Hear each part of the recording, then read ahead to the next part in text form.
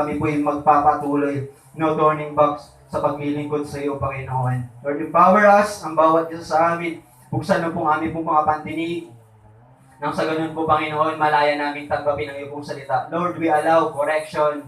We allow changes, Panginoon, sa aming pong spiritual buhay. And we allow your power, O God, sa buhay namin na mag-manifest ka po, Panginoon. At pumilos ka po, Panginoon. Let your presence, Panginoon, na mangusap sa bawat isa sa amin mula sa pinakabata na nandito po ngayon this place. O God, punuin mo po ng iyong pong presensya, Panginoon. Hayaan niyo po ang tinig na ito ay maging pagpapala, Panginoon, sa bawat taong nakakarinig po nito in this place, O God. Hallelujah! Purihin ka, Panginoon, sa iyong papuri pa. Salamat sa pangalan ni Jesus. Amen. Amen. Pwede po ba natin palapakan muli ang Panginoon? Yung pinakamalakas na palakpak. Amen. Praise God. Yung ating pong team, empowering the youth, no turning back. In 1 Timothy chapter 4, verse 12, sabi doon, let no one despise you for your youth. Sabi doon, but treat the believers an example in speech, in conduct, in love, in faith, and in purity. In other translation, mga kapatid, sabi doon, huwag mong bigyang daan na hamakin kanino man dahil sa ikaw youth, kapatid, dahil sa ikaw isang kabataan. Sa halip, sabi doon, maging pagsikapan mo maging huwaran ng mga sumasampalataya sa pananalita, ugali, pag-ibig, pananampalataya, at kabanalan. So, let no one despise you, mga kapatid. As a youth, mga kapatid, sa mundo pong ito ay hindi po mawawala palagi ang diskriminasyon. Lagi pong may panlalait, lagi pong may comparing, lagi pong may abuses, at karamihan na nakakaranas nito is youth, mga kapatid. But in this verse, hindi ko po kayo i-discriminate, hindi po tayo ilalaitin ng Bible, hindi po tayo i-compare, hindi po tayo i-abuse for this time, kundi ang nais po ng Diyos ang talata po ito, i-empower tayo ng talatang ito. Amen, praise God. Lahat po tayo dumaraan sa ganito pong sitwasyon ng buhay. And most of the time, mga youth tayo, na mga kabataan, ang nai-involve sa ganito pong kinakaharap, mga kapatid, ng pag-a-abuse o paglalait o tinatawag natin nagiging way na hinahamak ang pagiging kabataan natin. Pero ngayong umaga, hayaan natin na hindi tayo hamakin, kundi hayaan natin na tayo mismo ay palakasin ng Diyos. Amen. Are you willing, mga kapatid? Amen. Praise God. Ang mundo pong ito, mga kapatid, ay pwede po tayong dayain. Lagi niyo pong sasabihin, you are not enough. You are not worth it. You are nothing. And you are sinners. Nasabihan na po ba kayo yan, mga kapatid, ng mga salitang iyon? Hindi ka maganda. Gwapo ako. No. Hindi ka maganda. Wala kang kwenta. Wala kang patutunguhan. Makasalanan ka. Pinagsabihan ka na ba yan, mga kabataan? Naranasan nyo na po ba yan? Ang mundo laging sasabihin po yan. Ang ending po nito, mga kapatid, kapag lagi pong ganun, ang ending, ikaw mismo sa sarili mo, ang nagagawa mo na rin sa sarili mo, nalalait mo na rin, o hindi mo nawawala yan, nahahamak mo na rin yung sarili mo. Dahil mismo sa sinasabi ng iba, hindi ako maganda, okay lang, hindi na ako mag-makeup, hindi naman ako maganda, sabi niya. Hindi daw ako, wala. Tama daw ako, ayoko nang magtrabaho sa bahay, sabi nila. So, hindi natin namamalayan at end po nun, mga kapatid, tayo mismo nagagawa na natin sa sarili natin. Lahat po tayo, mga kapatid, nais ko po sabihin sa inyo, lahat po tayo imperfection. Lahat po tayo may mga mali sa buhay. Lahat po tayo may mga loss and down. Amen. And may mga failure po tayo, may mga palpak na nangyari po sa buhay natin. Can you shout na may mga palpak po dito na nangyari sa buhay niya? Amen. Amen. Ang daming palpak na nangyari sa buhay niya. Ang daming effect na nangyari sa buhay niya. Ang dami pong failure na nangyari sa buhay mo. Amen. Lahat po tayo dumaraan po dyan. Ang mundo po, mga kapatid, magtuturo na ang pangit na nangyari sa buhay mo is reason para magano ka. Turning back. Para huwag ka na magpatuloy. Yung mga pangit na ngayon, makasalanan ka, magpapatuloy ka. Yung nagawa mo, alam mo ba, pag nagpatuloy ka, mas malalaman pa ng iba yan.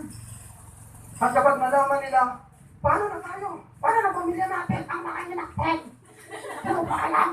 Inaalagaan ito ng ating mga magulang. Ganun. Hindi ka na magpapatuloy, mga kapatid. Dahil sa mga sinasabi nila. Lagi po, pero sagad, mga kapatid. gaano man kasama ka, gaano man yung mga palpak sa buhay mo, minsan gagamitin ka ng Panginoon is a reason ni God yung nangyari sa buhay mo para gamitin ka ng Panginoon. Amen? Minsan po mga kapatid, inaalaw po ng Panginoon yung mga situation po na talaga po ang grabe o palpak na buhay sa buhay natin. Minsan inaalaw po ng Panginoon yung mga pagkakamali na nangyayari sa buhay natin nang sa ganun mga kapatid, gamitin tayo ng Panginoon para tulungan din yung mga nagkamali na katulad natin. Amen.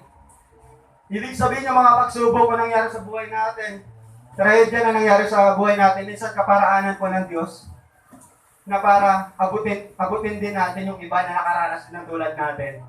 Amen. Praise God. Alam niyo po mga kapatid, ako po'y naniniwala na ang Diyos po ay hindi po nagtatawag ng mga qualified people. And sometimes mga kapatid, tinatawag niya po yung nga talaga po mga palpak. Amen. Pakitingnan nga po yung katabi mo. Ano po, palpak po ba yan? Mukhang palpak? Ano, mukhang palpak? Hindi.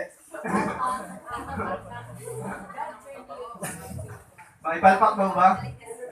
Okay, na. Alam niyo po mga kapatid, sa Bible po mga kapatid, ang dami po mga tao na tinawag po ni God, pero yung buhay nila ay dami po hindi po mga unqualified sa buhay na nangyari nila. Katulad na lang po ni Jacob. Si Jacob po was a cheater. Manloloko. Sino dito yung manloloko ngayon? Noon. Tinawag ni Lord. Hindi nanloloko. Ako lang. Ako nakatas kamay eh. Sino dito katulad ni Jacob? Was a cheater. Peter had temper. Yung wala pong, lagi pong mainit ang ulo. Pero tinawag ni Lord. Hindi na mainit ang ulo. Mainit na kapag yung mga yung people hindi sumusunod sa Panginoon. Nagbayang, mga youth. Ako na lang lagi. Ayun ang chairman. No? So David had an affair. Mga kapatid, tinawag ng Panginoon. Sino pa mga kapatid? Noah got drunk. Sino dito nasinggo dati? Ngayon, nandito na ngayon. Nasinggo pa rin. Sa Panginoon, amen. Nasinggo na sa Panginoon. Pero dati na hindi pa tinatawag at tinataas. Alam mo na. Yeah. Pag meron ka nito, wala kang talo. Lagi pong ganun. Pero ngayon, ang tinawag ng Panginoon, lasing pa rin. Lasing na spiritually sa Panginoon. Ang tinataas na. Kape ba SF? Ang mga SF kasi kape tinataas eh. Si Lord na tinataas. Amen. Dati, lagi kong ganito yung kamay mo. Laging baso kasing hawak. Lagi. Pero nakakilala sa Panginoon, straight na. Hindi na ako ganito. No. Sino pa po? Si Paul was a murderer. Mga kapatid, meron po ba dito mamatay tao? Sa inyo dito? Umamin kayo? Pero nakakilala ka sa Panginoon. Hindi na ako ngayon mamamatay tao. Mabubuhay na ako ngayon ng tao. Mga patay, spiritual, bubuhayin na. Amen. Si Paul. Sino pa? Si Miriam. Hindi ko yung asawa ni Kuya Aaron. Si Miriam was a gossiper. Chismosa. Tinawag ni Lord. Amen. Sino pa? Si Martha, mga kapatid. Was a nervous wreck. Ano yan? Lagi pong nababagabag ang puso. Ano kayong gagawin ko? Hindi ako pa yan. Lagi pong ganun. Nakulat pa po ba tayo ni Martha? Sino pa po? Si Thomas. A doctor. Lagi po nag-aalinlangan. Ay, Lord, hindi ko alam kung anong gagawin, pero tinawag ni Lord. Zara was impatient. Hindi makapaghintay. Meron po ba dito sa atin hindi makapaghintay? Tagal-tagal, Lord. Duwang-duwa na ako, Lord. Wala pa rin. Bigay mo na, Lord. Malapit na po ako, Lord. So, wala sa kalendaryo. Lord, huwag niyo na po kayaan. I'm turning 33. Wow. Lord, ano ba? Ang dami ko ng youth fellowship play na tinan. Ang dami ng makeup na naubos ko, Lord. Wala pa rin. Sarah was impatient pero tinawag ni Lord. Moses, ano ba? Stuttered. Putal. Hindi marunong magsalita. Pautal-utal kung magsalita, mga kapatid. Pero tinawag ni Lord. Nang tinawag ni Lord, hindi na naging utal. Amen. Because God's presence. Amen. Sino pa? Si Abraham was old. Matanda na, tinawag pa ni Lord. Amen. Youth, may pag-asa pa. Lord, kahit matanda na ako, pwede pa. May pag-asa pa. Amen. Youth, may pag-asa pa. Wait in God's will. Mga kapatid. At ito pang mas matindi, mga kapatid. Si Lazaro was dead. Tinawag ng Panginoon. Patay. Tinawag ng Panginoon. Ginamit ng Panginoon in ministry. Gusto niyo po ba patay ang magsalita ko dito ngayon? Gusto niyo patay? Ngayon, takbuhan na. No? Ay mga kapatid, and you. Ano ka ngayon? Gaano ka ngayon? Ano yung mga imperfections sa buhay mo? Yes. Tanggapin na natin ay pagkakamali tayo. Pero hindi yun ang reason. Kaya kang gamitin ni Lord. Yung mga tao nito, mga kapatid, God does not call the qualified, but He qualifies the called. Did you get my point? God does not call the qualified. He qualifies the called. Karamihan, mga kapatid, tinatawag ng mga Panginoon yung talagang walang silbi, walang ganito, laging kung imperfection ng buhay. Pero tinatawag ng Panginoon para maging maayos ang buhay. Amen. Praise God. Hallelujah. Amen. Praise God. Hallelujah. Amen. Amen. Kaya nga po ang talata po ito, mga kapatid, let no man despise the youth. Huwag mong hayaan hamakin ka. Oo, ang dami kong pagkakamali, ang dami kong imperfection sa buhay ko, pero huwag mong hayaan hamakin ka dahil sa iyong pagiging kabataan. Youth, hindi ka lang kabataan ngayong umagang ito. Nais ko sabihin sa iyo, kung ano tayo sa harap ni God. Hindi lang tayo ordinary youth, kasi iba lagi ang youth, pero tayo na nakakilala tayo sa Panginoon. Ay mga kapatid, hindi lamang tayo youth. Kaya wag natin bigyang paraan o way na hamak-hamakin tayo ng kaaway.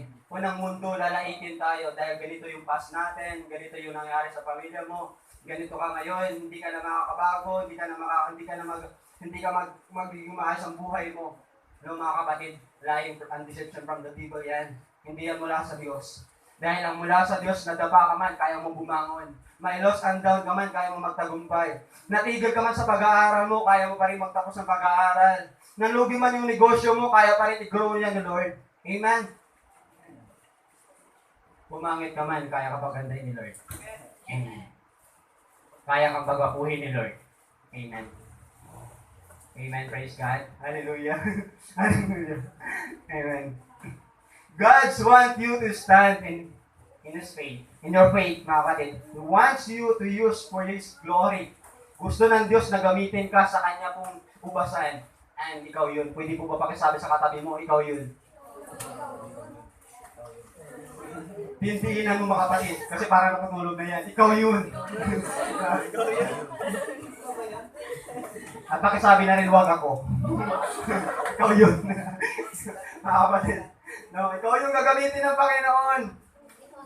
Wag ako. Ikaw yun. Mga kapatid. No. At ako po'y naniniwala, mga kapatid, na sa paglilikod ko sa Panginoon, sa pagpapagamit ko sa Panginoon, mga kapatid, age doesn't matter. Hindi lang ako sa love, age doesn't matter. In ministry, sa paglilingkod sa Panginoon, age doesn't matter. Bakit po, mga kapatid? Ang dami po sa Bible, ang bata pa po tinawag ni God. Si Jacob, 21 years old. Sino dito mga 21 years old? Tinawag ni Lord. Amen. Magpagamit. Si David, 30 years old. Sino dito yung mga 30? 30. Amen. David, tinawag ng Panginoon at age of 30, mga kapatid. At alam niyo po kung gano'n po katagal yung ministry niya? For almost 40 years. Namatay siya in 70. Ibig sabihin ko, 30 ko yun, 40 Lord, gagamitin mo ako na ministry. 70, mamamatay na ako. Wag naman. 40 years. And Jesus Christ, alam niyo kung ilang taon, nagsimula siya ng ministry niya at age of 30. Moses at age of 40. Tinawag ko na to. Amen. Praise God. Magbago ka na, mga kapatid. Kinilos ang Diyos sa'yo. Nahungusap ang Diyos sa'yo, mga kapatid. Amen. Minsan ang Diyos nangungusap sa'yo, mga kapatid. Praise God. Salamat sa Panginoon. Moses at age of 40, tinawag ng Panginoon. Abraham at age of 75, tinawag ng Panginoon mag-ministry. Amen. So, age doesn't matter. Pwede po ba pakisabi sa katabi mo? Age doesn't matter. Age doesn't matter, ha? Ngayon, yung edad, hindi hadlang, ha? Hindi sa edad yan, mga kapatid. Ako'y naniniwala kahit si Maxine, pwede gamitin ng Panginoon sa mga matatanda. Amen! Ako'y naniniwala si Brother J. Vincent, pwede gamitin ng Panginoon sa mga matatanda. Amen! Kahit ayaw mo, pag ginamit ka ni Lord, wala kang magagawa. Amen. Gagamitin ka ni Lord. Yung edad natin, mga kapatid, minsan kasi reason natin, may bata pa ako, Lord, wag naman. Bata pa po ako. Wag naman, Lord. Eh, ginagamit ka ni Lord sa ganito mong edad. So, age doesn't matter. Mga kapatid, naalala ko, mga kapatid, yung journey ko as a Christian, kung ano pa ako nakakilala sa Panginoon. At year 2010, nakakilala pa ako sa Panginoon. I encountered Jesus Christ as Lord and Savior sa buhay ko. Year 2010. Tapos 2010 to 2011, I start na mag-umattend po ng mga service sa Panginoon at mga fellowship. At year 2012, I start po my discipleship training. So yun po, at year na ito, 2012, I start po na gamitin po ako ng Panginoon in ministry. Kaya po mula po noon, habang po tumatagal, ngayon po ginagamit. Alala ko po mga kapatid, alam niyo po mga kapatid, kapag nakilala mo pala si God, ay nagiging iba na rin yung sitwasyon natin. Nagiging iba na rin ang roleplay natin. Amen? Alala ko kasi ng elementary ako, nang hindi pa ako nakakilala sa Panginoon, ang papel ko ganito. Kung hindi ako magnanakaw, rapist. Rapist? Bakit ako rapist? Pag mag-roleplay sa school, sabi nyo, ikaw Wilson, bagay sa yung mukha mo, rapist na, grabe ka naman ma, mukha ka magnanakaw. Magnanakaw, kung hindi magnanakaw, rapist, kung kaya naman, ano pa yung mga, ikaw yung tambay, mga ganun lagi ang roleplay ko. Pero na nag-high school pa ako, kasi unti-unti po nagla-light na po, nagsashine. Youth, shine! Nagsashine. Nagsashine ng buhok. Nagsashine. Yung presence ni God. Nakikilala.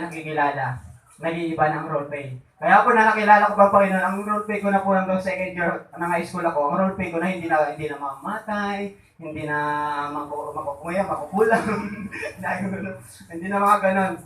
Ang roleplay ko na, alam yung ano? Pastor. Wow, pastor. Okay naman, pag hindi pa, pare. Yan naman, palagi kong papel. Tapos pag may mga program sa school, ang lagi kong roleplay, prayer, opening prayer. Sino dito palagi ina-assign sa opening prayer? Lagi opening prayer. Alala ko sa school. Kahit ngayon, kahit sa trabaho, hindi pa kapagsusimula. Wait lang, tawagin natin si Brother Wilson. Opening prayer. Ang roleplay niya, pastor. Yan, laging ganun ang papel ko mga kapatid. Hindi na po ako yung sinasagasaan, hindi na ako yung pinapatay. Ako na po yung nag-a-advise. Yun. Hindi po ba nag-iiba? Kasi nakilala natin ang Panginoon. Wait, because God can change the situation even in the darkness tayo. Can change to light. Amen. Kahit po miserable ang buhay, can change. Kaya po i-change ang Panginoon. Nasa loss, kaya po i-up ng Panginoon. Amen. Kayang-kaya po i-change ng Panginoon. Amen. Praise God. Kaya huwag mong bigyang daan na hamagin kanino man dahil sa iyong kabataan. Youth, huwag mong bigyang daan ng kaaway na maliitin tayo. Huwag mong bigyan daan na ang kaaway na ang turing sa atin ay makasalanan. Huwag mong bigyan din o daan na kung saan sa buhay natin parang wala lang tayo. Oo mga kapatid, sa mundong ito, ang tingin sa atin ng mundo ay bibitsugin lamang. Pero ang tingin sa atin ng Diyos ay hindi bibitsugin mga kapatid. Hindi gano'n ang tingin sa inyo ng Panginoon. Alam niyo po mga kapatid, ang mundo natin masama. Pasama ng pasama. Bulok ang mundo natin mga kapatid. Pero hindi nyo ba napansin? Sa gitna ng pagkabulok, nakita ka ni God. Amen? Sige po, tingnan niyo po yung tsura ng kapatid na katabi mo. Tingnan niyo po mga tingnan niyo po yun. Tingnan mo yung tsura ng katabi mo. Ano? Bulok? Hindi. Bulok? Hindi. Mukha ko bang bulok? Hindi na mga kapatid. Amen. Hindi na bulok. Bakit? Pinili na po tayo ng Panginoon. Mula sa pagkabulok, ginawa pong, hindi na bulok. Itong mukha nito, dati ito bulok. Pero ngayon, Lord, ganito na yun. Kaya ano ka ngayon, Word? Nasaan ka ngayon? Who you, Word? Anak ako ni God. Amen. Kaya mga kapatid, huwag mong bigyang din na hamakin kanino man ng mundo. Sasamantalin ko ng pagkakataon, boys, huwag mong hayaan na sabihin na hindi ka gwapo. Gwapo ka. Girls, huwag mong hayaan na sabihin na hindi ka maganda. Maganda ka. Amen? Pwede ba magsasabi sa ka, mo gwapo ka o maganda ka pag babae yan. Gwapo ka. Mga kapatid. Huwag ka na mahiya. Maganda ka. Gwapo at maganda ka. Amen. Meron po ba dito na, alam niyo po, naalala ko po yung isang kabataan, kaya siya nagpatuloy sa Panginoon kasi sinabihan ng siyang gwapo. Nagpatuloy siya kasi lahat talaga ng tao sinasabi sa kanya, pangit ka, ganyan ka, anda ka, wala ka, magaling ka. Pero nang umatin siya ng youth, sinabihan siyang gwapo siya. Nagpatuloy siya. Kapatid ako po yun. Nagpatuloy. Gwapo. Praise God. Hawak ka pang mic. Siya na po.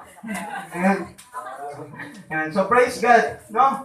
Huwag mong bigyan din. Bakit po mga kapatid? Sinabi ko po kanina, hindi ka lang youth. Hindi ka lang po kabataan. Bakit ka? In 1 Peter chapter 2 verse 9, this is my life verse sa buhay ko na lagi ko pong in times ko na nangyayari yung 1 Timothy chapter 4 sa buhay ko. Yung 1 Peter chapter 2 verse 9 pinanghahawakan ko po. Ang sabi po doon, but ye are a chosen generation, a royal priesthood, a holy nation, a peculiar people, mga kapatid.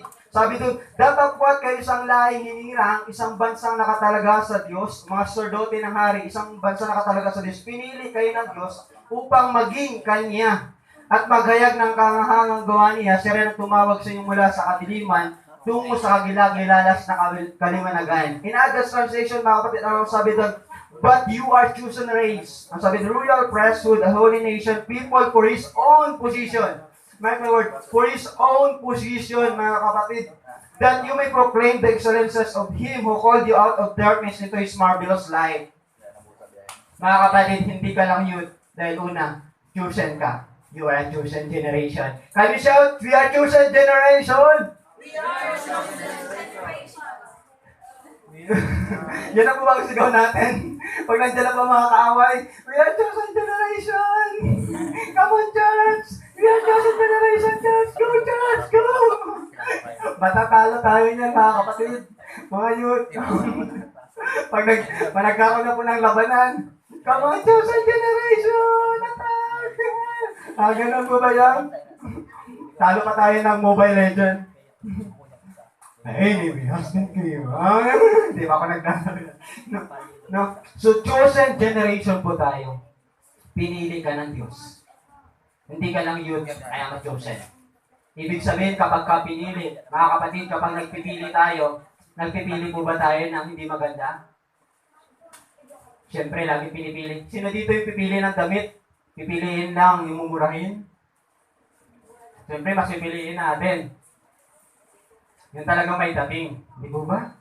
Chosen. Mas pinipili natin yung maganda. Kasi pag sinuot natin, alam natin magiging maganda tayo kahit hindi maganda. Pero dahil sa sinuot ko ito, naging maganda ako. Chosen ang pinili tayo ng Panginoon kahit hindi naman po tayo ganun mabuti.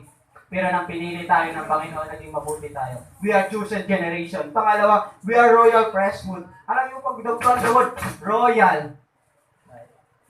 Alam niyo po kung ano yung mga royal na mga tao?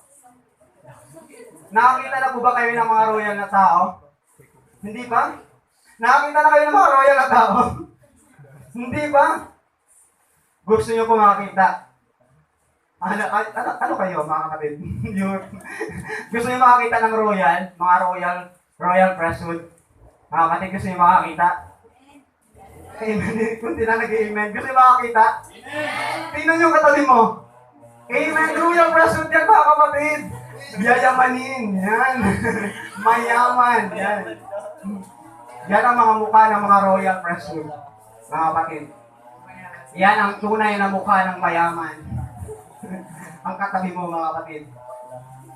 Kaya, alam mo na mga kapatid, wag mong hamak-hamakin yan. Dahil una, mayaman yan.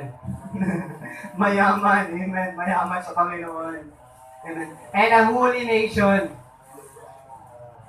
Sabi pa doon, peculiar. Ano yung salitang peculiar? Kakaiba, natatangi. You are unique, mga kapatid. Kakaiba ka. Dahil una sa lahat, binago tayo ng Diyos. And sabi nga po doon in Romans chapter 8 verse 17, ang sabi doon, since we are His children, we will possess the blessings. In other translation, sabi doon, tayo daw po ay mga inheritance of God, tagapagmana. Napansin niyo po mga kapatid, doon pa lang po sa kanina sa ating verse in 1 Peter chapter 2 verse 9, ano pa lang titulo meron tayo? I am a chosen generation, I am a holy nation, peculiar people. Pero pangalawa, in Romans chapter 8, binigatan na po ng Panginoon. Hindi ka lang ganun, anak kita. At hindi lang kita anak, tagapagmana ka, kapatid. Pwede mo ba makisabi sa katabi mo, tagapagmana ka? Talaga? Amen. Tagapagmana yan, mga kapatid. Tagapagmana yan. Amen. Tagapagmana. Tagapagmana ng kaharian ng langit. Amen. So, praise God. No? Kaya nga po in 1 Timothy chapter 4, verse 1, anong sabi po doon? Huwag mong bigyan diin na hamakin ka. Bigyan daan na hamakin ka. Let youth no man despite you as a youth. But ang sabi doon, but be an example to the believers. Maging huwaran sa mga sumasampalataya. Ang sabi doon, mga kapatid. Ang sabi po nito, hindi naman po dahil sinabi niya po, okay, sabihin na po natin mga kapatid, just because we are young. Okay, young tayo. We are young and immature. Pero ang verse po nito mga kapatid, hindi niya po sinasabi na dahil kabataan tayo, mag-act tayo as a young and immature. Kaya nga sabi niya, be an example, be a model doon sa mga sumasampalataya. Don't let anyone down because you are young or you are immature. Parang ganito lang yan mga kapatid. Mukha kang binata, pero isip matanda. You get my point? Mukha mong bata, pero yung pag-iisip mo matanda. Gusto niyo po ba ganon? Kunti lang nag-amen. Yung pinakabata ka mismo. Naman mo yung mga matatanda na. Ang sabi, ay siguro yung gusto niyo, mukhang matanda, pag-iisip bata. Gusto niyo palaging ganon? Matanda ka na, bata ka pa rin ang isip. O gusto yung mukha kang bata, pero isip matanda. Hindi rin, ayoko rin. Ayoko rin mag-isip matanda. No? Sabi ng be a good example. Una, in words, sa pananalita. Nowadays, youth, karamihan, na mapapansin natin yung mga kabataan without self-controlling in speaking sa pagsasalita. Youth, binago tayo ni Lord. Iba na yung pananalita natin. Iba na rin ang tono ng pananalita natin. Mga kapatid.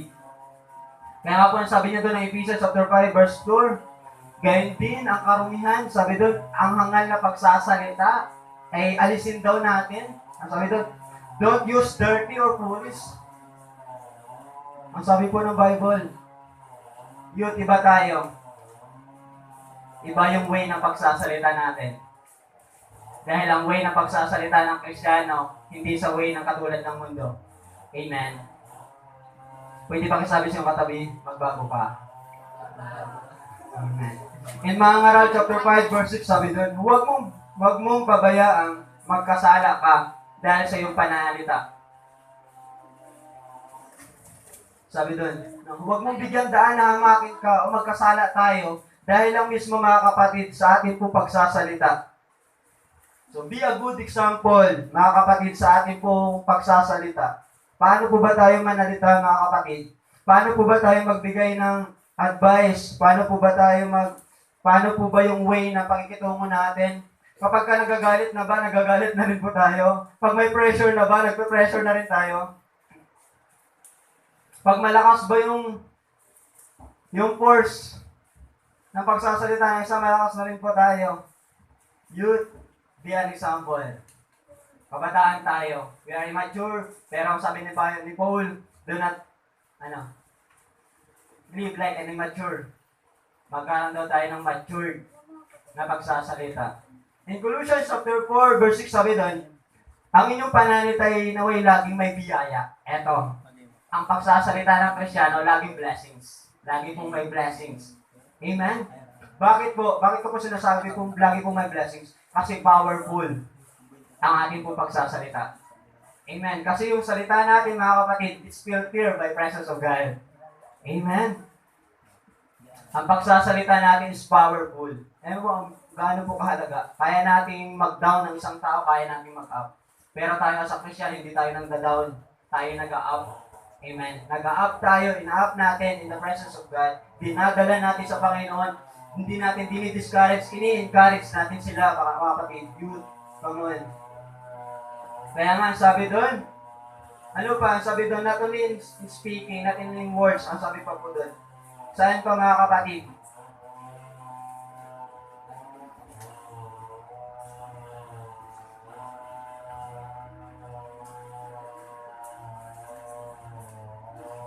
Pananalita at ugali. So, ano ba yung ugali natin as a Christian? Ang ugali pa po ba natin ay katulad pa rin po ng mundo? Katulad pa rin po ba ng mundo? O katulad na ni Kristo? Amen? Katulad na ni Kristo, amen? Yung ugali natin. Paano po ba tayo mag-ugali? Ano po ba ugali natin sa church? Ano po ba yung ugali natin sa bahay? Ano po ba ugali natin sa trabaho? Ano po ba yung ugali natin pag nasa labas na tayo at wala tayo sa ministry? Mga kapatid, ang ating pong attitude is like Christ likeness. Kung ano yung pag-uugali ni Kristo, ganun din po ang pag-uugali ng mga anak ng Diyos. Yun. Amen?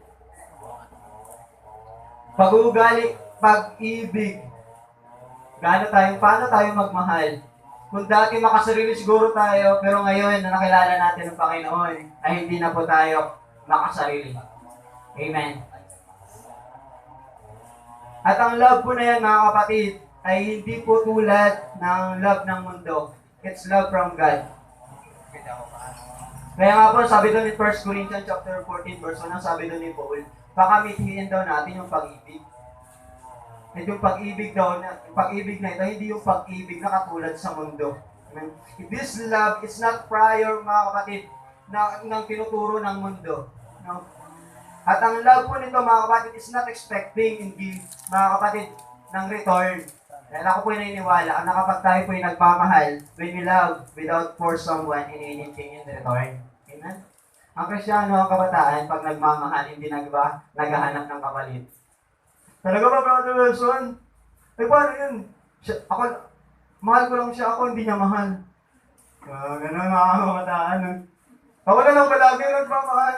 Pero ikaw, ni minsan katiting, hindi ka nagpakita, nagparamdam ng iyong pagmamahal.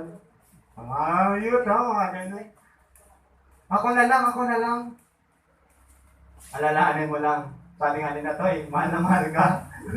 Kung sinatoy nga ako, tapos sinatoy na mahal ka. How much more si God? Yun, mas mahal ka ni Lord. When we love, without forcing someone in return. Okay lang na hindi ako minamahal, mamahalin pa rin kita. Oh, yun. Okay lang kahit na wala nagpapagamit sa Panginoon, Lord, I love na magpagamit pa rin sa iyo, Lord. Kahit nagto-turning back na sila, Lord, hindi pa rin ako magto-turning back. Magpapatuloy pa rin ako sa paglilingkod sa iyo, Panginoon, dahil mahal mo ako. At minahal mo ako. Noon pa man, nang ako'y makasalanan na at magpapatuloy ako. So, love, mga kapatid, ang love po nito, mga kapatid, ay hindi lamang po prior doon sa opposite sex.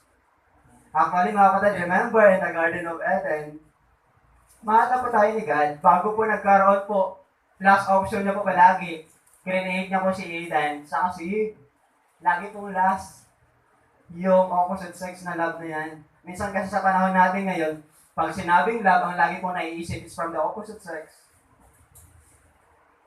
Pero nakakalimutan yung love from God na una po nagmahal.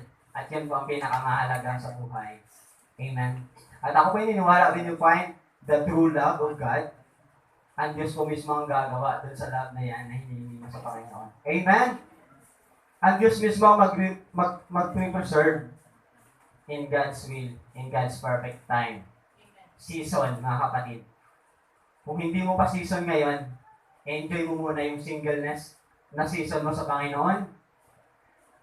Kung hindi mo pa season ngayon, mga kapatid, huwag mong pilitin ang season na hindi pa season mo. Pwede mo ba pakisabi sa iyong katabi, may season ka? May season ka. No. May panahon ka rin. Pakisabi, may panahon ka rin. Baka ibang iniisip ng mga kapatid, ha? May panahon ka rin sa akin. Sis, bro. May panahon ka rin. May panahon ka rin may in love sa akin. Ha? Ganun. Di ba panahon ni Lord? Amen. Ang sabi pa po doon, not only in love but in faith, pananampalataya. Amen. Youth, tayo po ang mga positive thinkers. Lagi hindi po tayo negative. Hindi po lagi ang kaisipan natin negatibo, ang positibo po palagi tayo. Dahil una higit sa lahat, we have faith. May pananampalataya tayo. Kung yun nga ang isang tao na walang relasyon sa Panginoon, pero grabe kung manampalataya, mas dapat tayo, much better na ang pananampalataya natin, mga kapatid, as much bigger dun sa pananampalataya ng walang relasyon sa Panginoon. Amen? Dahil una may Diyos tayo sa buhay natin. Kung may Diyos tayo, who can be against us, mga kapatid, in Romans chapter 8. At ang sabi niya po doon, I will never leave you nor forsaken you, mga kapatid. Kung hindi ka niya, kung kasama natin ang Diyos, hindi ka lang niya iiwan, mga kapatid. Praise God. Pwede mo ba palapakan natin ng Panginoon? Sabi na nakatulog. Malapit na ba ako, mga kapatid? So, believers, kaya ako ang tawag sa atin, believers, kasi naniniwala, nananampalataya, mga kapatid. Faith encourager. Tayo yung mga nag-i-encourage. Kapag ka nanghihina na yung isang youth, encourage natin, mga kapatid. Kasi yun ang calling. Tayo yung mga kabataan, ganun tayo. Kapag ka dumarating sa time na talagang nanghihina na yung isang youth, huwag mong pabayaan kahit isa lang. Encourage natin sila sa Panginoon. Kasi kapag hindi natin napabayaan, dumarating yung time na nahahamak na yung sarili niya. So, hindi mo na kaya. So, encourage, mga kapatid. Kaya nga po, sabi po doon, sabi nga po ni Paul, kasi si Timothy is talaga po anak po ni Paul sa pananampalataya. Tunay na anak po ni Paul sa pananampalataya. Kasi si Paul, at kabilang kabataan, mabusok, marupok. Pero sinabi ni Paul, kahit marupok, huwag kang magpakarupok. Kahit mapusok, huwag kang magpakakusok. Kaya nga po, sabi doon in 1 Timothy chapter 6 verse 12, fight the good fight of faith. May paglaban mo ang pananampalataya mo. Sino dito ngayon, talagang nung unang araw na tumanggap sa Panginoon, talagang grabe ang trials, grabe ang mga temptation sa faith niya. At dumarating sa time na talagang gusto na niya isuko yung faith niya, pero dito ngayon, naglilingkod sa Panginoon. Sino dito nakaranas na mismo kahit yung pamilya, naging way para usigin yung pananampalataya. I remember dati na nakakilala po ako sa Panginoon, kahit hindi mo naman kapamilya, ay talagang nakikiisyoso sa buhay mo. Pero bakit na wala pa akong relasyon sa Panginoon? Wala sila. Hindi naman nila ako ginaganon, pero nakakilala ko sa Panginoon. Bakit nakikialam sila? Pero nagpatuloy ka, hindi mo pinayaan mo lang, patuloy ka pa rin sa Panginoon, nandito ka ngayon, nagpapagamit sa Panginoon. Mga kapatid, paglaban natin, fight the good fight of our faith. Paglaban natin yung pananampalataya natin. Amen? Willing po ba natin yung paglaban? Amen. Praise God.